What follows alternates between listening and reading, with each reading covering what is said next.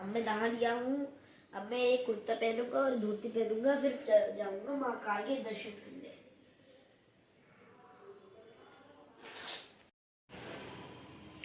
अब मैं हो चुका हूँ रेडी।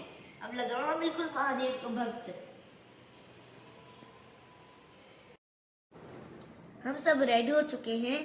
अब हम नीचे जाएंगे और जल्दी से ब्रेकफास्ट करने की, क्योंकि मुझे बहुत तेज भूख लग रही है ना। हाँ।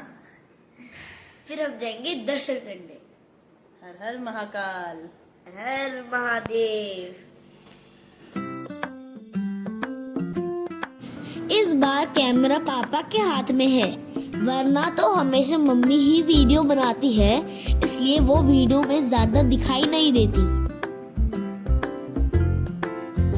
निकल गए हैं हम सभी महाकाल के दर्शन के लिए। पहले सोचा था कि ब्रेकफास्ट करके जाएंगे, लेकिन हमको वहाँ अभिषेक करना था, इसलिए हमने ब्रेकफास्ट नहीं किया।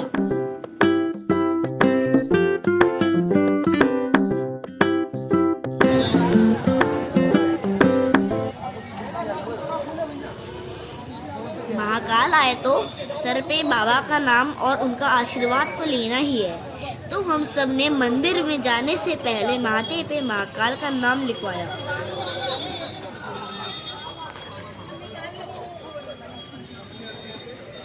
दादू दादी मम्मी पापा सभी महाकाल का तिलक लगवा रहे थे।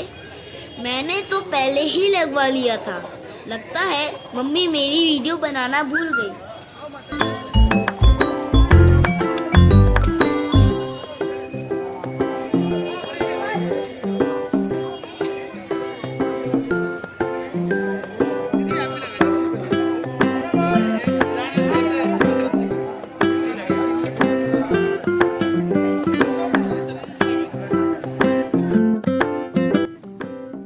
भीड़ बहुत ज्यादा थी और हमें बाबा का अभिषेक भी करना था।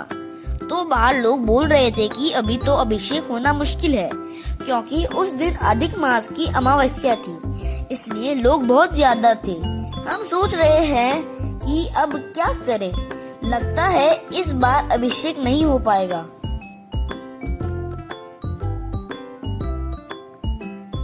तभी हमारे साथ एक चमत्कार हुआ। वो चमत्कार क्या था, ये आपको मेरी मम्मी अच्छे से बताएगी। जय महाकाल। चमत्कार कुछ यूँ था हमारे साथ कि जहाँ हम जूते चप्पल उतार रहे थे और यह सोच रहे थे कि अंदर कैसे जाएं, क्योंकि भीड़ बहुत ज़्यादा दिख रही थी। तभी कोई एक अनजान सी औरत आई हमारे पास और उसने धीरे से हमसे कहा कि आप अंदर यह कहकर चले जाना कि हम 84 महादेव के जल चढ़ाने आए हैं, जिससे आपको सीधा अंदर जाने देंगे। बस हम यह कहकर मंदिर की तरफ जाने लगे तो वहाँ हमें एक गार्ड ने रोक लिया और हमसे पूछने लगा कि ये आप अंदर कैसे जा रहे हो, क्योंकि यहाँ तो वीआईपी वालों की एंट्री है। तो हमने उनसे कहा कि हम 84 महादेव को जल चढ़ाने आए हैं और हमारे पास उस वक्त लोटा भी था जल का। तो हमें बिना रुके उसने अंदर जाने दिया। आगे भी हमें एक दो गार्ड और मिले और उन्होंने भी हमसे यही पूछा कि आप यहाँ तक कैसे आए। तो हमने कहा हम तो 84 महादेव को जल चढ़ाने आए हैं, और उन्होंने भी हमें अंदर जाने को कह दिया। और उसके बाद हम सीधा अंदर मेन मंदिर के अंदर पहुंच गए। वो औरत कौन थी, कहाँ से आई, यह तो हम नहीं जानते, लेकिन हमारे लिए ये एक चमत्कार के समान ही था।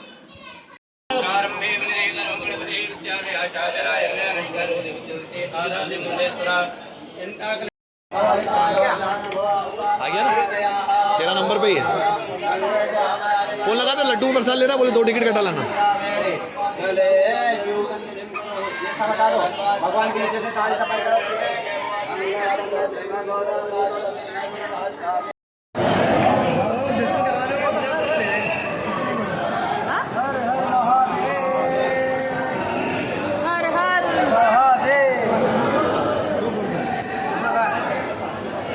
वीआईपी गेट से अंदर आए थे, इसलिए हम अंदर तक मोबाइल लेकर आ सके। लेकिन जो जर्नल रास्ते से आते हैं उनके मोबाइल बाहर ही रखवा दिए जाते हैं। हम आपको सीधा महाकाल ज्योतिर्लिंग के दर्शन तक लेके आ गए हैं। बस आप नजरें मत हटाना, आपको भी दर्शन हो जाएंगे।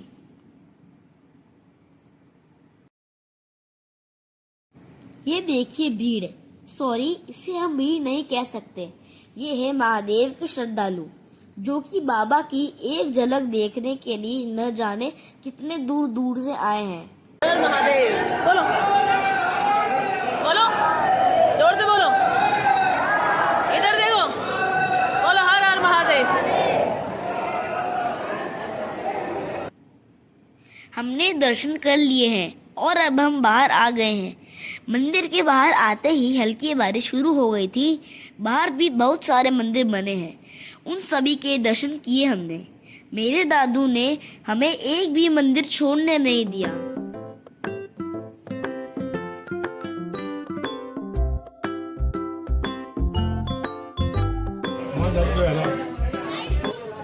बारह बज गई थी और हमने कुछ भी नहीं खाया था सुबह से। तो मंदिर के बाहर आते ही जो भी पहला ठिकाना मिला खाने का, हम बस उसी में चले गए। यहाँ हमने पोहे और समोसे का ब्रेकफास्ट किया। अब हम निकल गए हैं रामघाट की तरफ और वही रास्ते में हमें ये बाबा भी मिल गए थे जिनसे हमने आशीर्वाद लिया, और इन बाबा ने हमें आशीर्वाद के रूप में एक रुद्राक्ष भी दिया। और आगे चलकर हमें खाती महाराज मिले थे, उन्होंने भी मुझे आशीर्वाद दिया।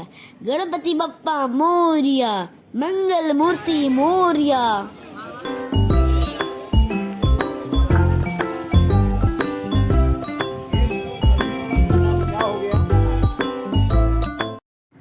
हम पहुंच गए हैं रामघाट।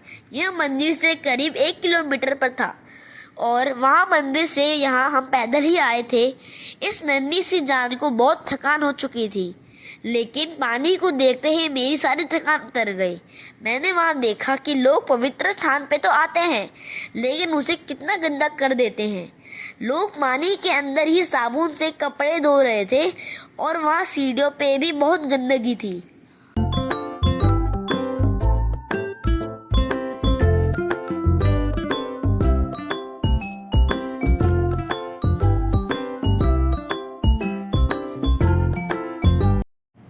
मैंने और दादी ने तो सोच ही लिया था कि पानी के अंदर जाना है, लेकिन मम्मी, पापा और दादू ने तो बस पानी के छींटे ही लगाए।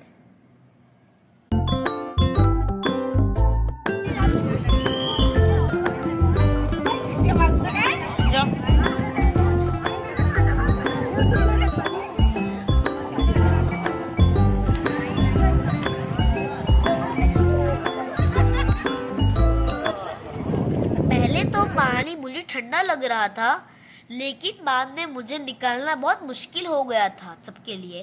पापा ने मुझको डांट डांट के बाहर निकाला।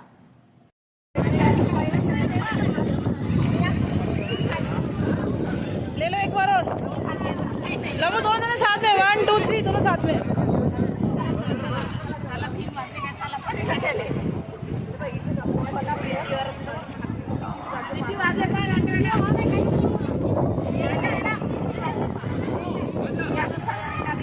हम रामघाट से अब सीधा होटल आ गए हैं और हम दोबारा नहाए। मैं रेडी होकर दादू दादी के रूम में आ गया हूँ। अब शाम के समय हम कॉरिडोर देखने जा रहे हैं, क्योंकि वह कॉरिडोर नाइट में ही अच्छा लगता है।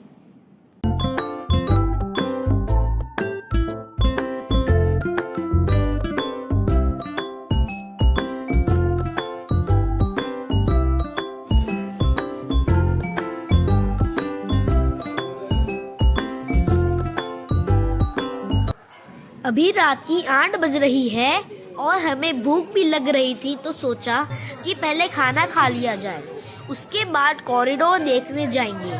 होटल से बाहर निकलते ही हमें एक अच्छा सा रेस्टोरेंट दिखा, तो हमने उसी में खाना खा लिया।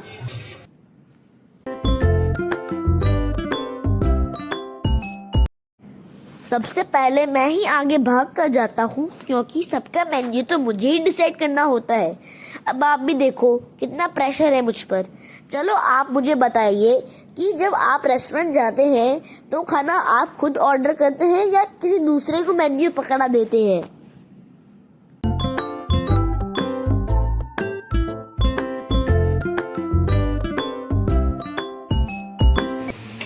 आ गया है हमारा खाना और खुशबू से तो मेरी भूख और भी ज्यादा बढ़ गई है। क्या आपके साथ भी ऐसा कभी हुआ है कि खाना प्लेट पे लगते ही उसकी खुशबू से आपकी भूख और भी ज्यादा बढ़ जाती है। आराम से खा। मैंने मंगवाया है मिक्स वेज, मलाई कोफ्ता, दही और तंदूरी रोटी। कौन कौन है जो मेरी तरह बाहर रेस्टोरेंट में जाकर सिर्फ तंदूरी ही खाता है, तवा रोटी कभी नहीं खाता।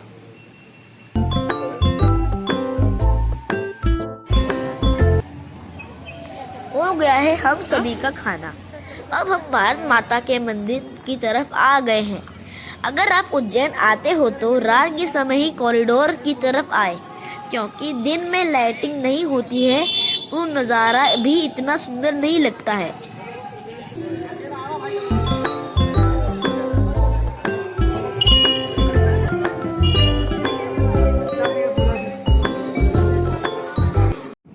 मैंने और पापा ने बाहर से ही दर्शन कर लिए थे, क्योंकि भारत माता की मूर्ति बहुत बड़ी थी और उनके दर्शन हमें बाहर से ही हो गए। एक बार मेरे साथ बोलो, भारत माता की जय।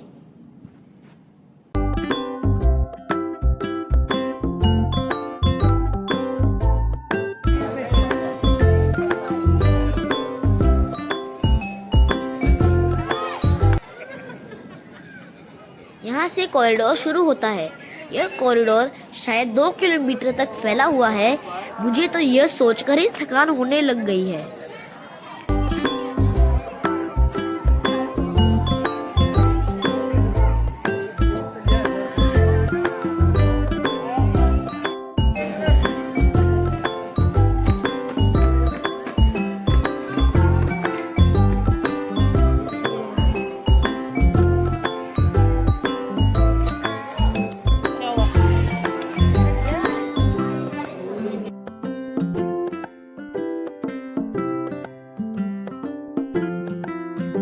यह देखिए कितना सुंदर कलाकृति है।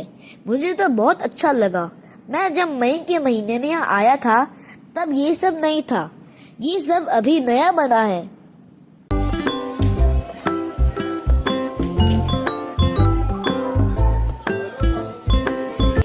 मैं और दादी तो यहाँ थक कर बैठ गए हैं और मेरे दादू सब जगह की वीडियो बना रहे हैं। अब हम थक गए बहुत, इतना चले कि हालत खराब हो गई। अब हम रेस्ट करेंगे। अब हम मिलते हैं नेक्स्ट ब्लॉग के सेकंड पार्ट में। तब तक के लिए bye bye and good night. हर हर महादेव।